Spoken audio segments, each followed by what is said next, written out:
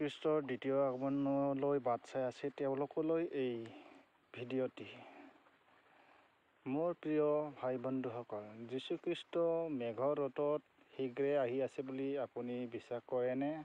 কাৰণ যীশুখ্ৰীষ্টই প্ৰকাশিত বাক্য 22 অধ্যায় 12 পদৰ পৰা 15 পদলৈকে পঢ়িলে আমি তাত পাবলৈ পাৰোঁ। মৰমৰ খ্ৰীষ্ট ভাই বন্ধুসকল, যীশুখ্ৰীষ্টই যেচয়া 58:13 অধ্যায় 13-14 পদত আমি পঢ়িলে পাওঁ তেওঁ মেঘৰ ৰথেৰে আহি আছে।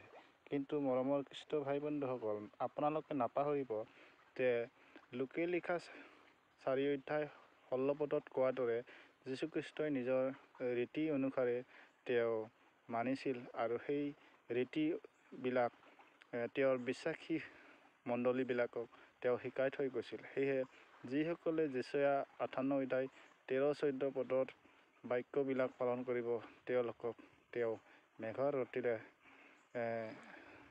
স্বৰ্গলৈ লৈ যাব, আৰু যিসকলে পালন নকৰে তেওঁবিলাকক প্ৰকাশিত বাক্য 22 অধ্যায় 12 পৰা 15 পদত পঢ়িলে তাত আমি পাব পাৰোঁ স্পষ্টকৈ। সেয়েহে আপুনিও যদি যীশুখ্ৰীষ্টৰ দ্বিতীয় আগমনত যাবলৈ অপেক্ষা কৰিছে তেতিয়াহ'লে যেচয়া 58 অধ্যায় 13-14 পদৰ দৰে আৰু লোকে লিখা 4 অধ্যায় 16 পদৰ দৰে মানিবলৈ আজিয়ে সিদ্ধান্ত গ্ৰহণ কৰক।